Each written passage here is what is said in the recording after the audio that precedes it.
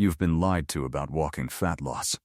Because your body can walk for 45 minutes and still refuse to burn stored belly fat. Most people think the second they start walking, fat starts melting away. It doesn't. And that misunderstanding is exactly why millions of people walk every day, but never lose the weight they actually want to lose. Especially around the stomach. Because walking only becomes a serious fat-burning tool after one specific metabolic shift happens inside your body. And if that shift never happens, you stay trapped in fat storage mode. Here's the problem. You were taught that fat loss is just about burning calories.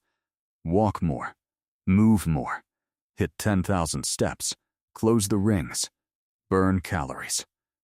But your body doesn't care about calories the way you think it does. It cares about hormones. And the biggest hormone controlling whether you burn fat or store it is insulin. This is where it gets interesting. Your body has two completely different fuel systems. One burns sugar, the other burns stored body fat. And your body always chooses the easiest fuel source first. That means if insulin is elevated, your body keeps using glucose instead of body fat.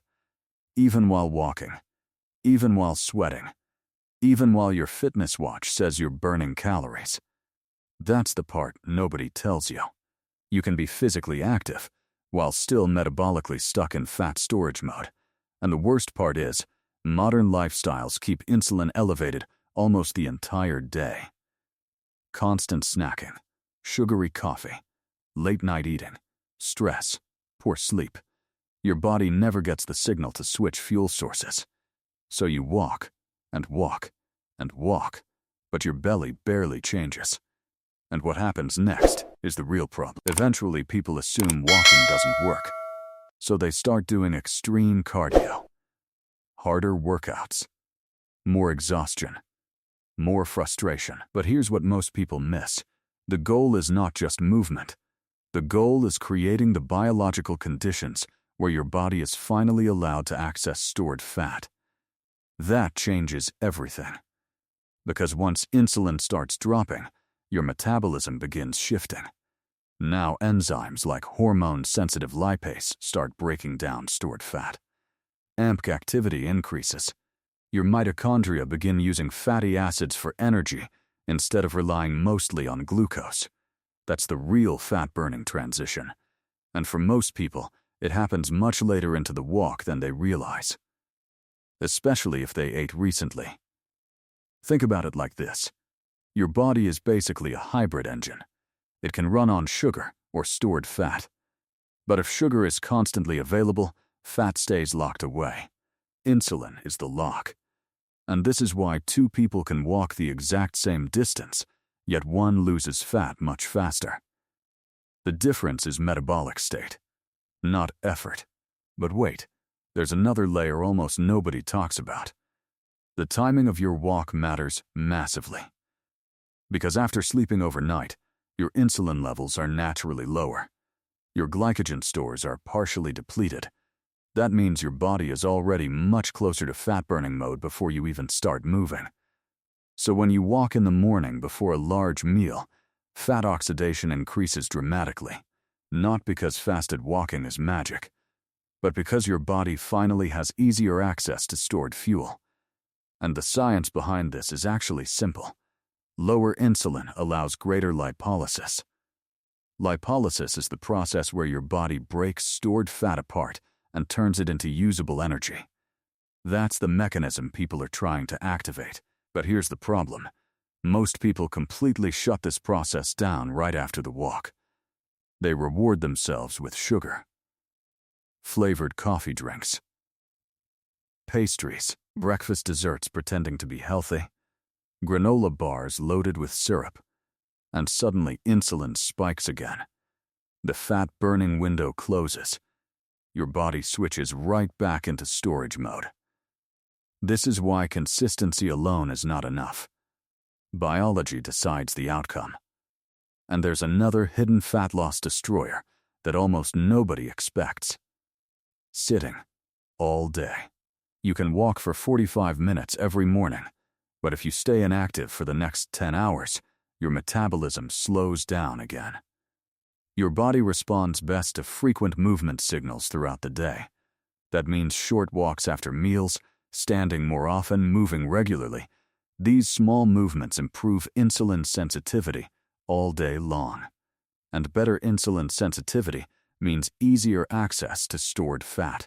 Now here's where walking becomes incredibly powerful. Lower intensity walking actually encourages your body to rely more heavily on oxygen and fat metabolism. That's why slower, steady walking can sometimes outperform brutal cardio for sustainable fat loss. Sounds backwards. But biologically, it makes perfect sense.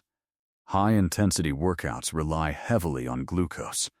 Moderate walking allows the body to stay in a more stable fat oxidation state. And this is the sweet spot most people never reach. You should walk at a pace where you can still talk. Not too slow, not exhausting, just enough intensity to elevate your breathing slightly without spiking excessive stress hormones. Because if cortisol gets too high, fat loss becomes harder again, especially around the belly. And this changes everything. Because after a few weeks of walking correctly, your metabolism starts adapting.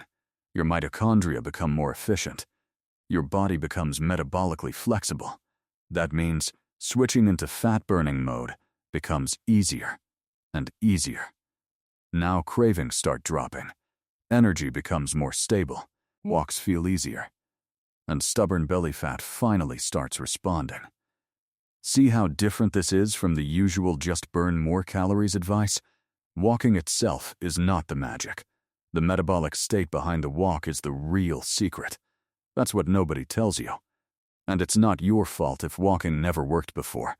It's your system, your hormones, your meal timing, your insulin levels, your stress, your metabolic environment. Fix those, and walking becomes one of the most powerful fat loss tools you have. So here's the simple protocol. First, walk in the morning if possible. Even 20 to 45 minutes helps. Second, keep the pace moderate. You should still be able to hold a conversation. Third, avoid high sugar foods after walking. Focus on protein, fiber, and whole foods. Fourth, move more throughout the day, especially after meals. And fifth, protect your sleep, because poor sleep increases cortisol, cravings, and fat storage signals the next day. Do that consistently, and your body finally gets the signal it's been missing. Not to store fat, but to use it. Subscribe to Burn Lab YT if you're done falling for fake fat loss advice.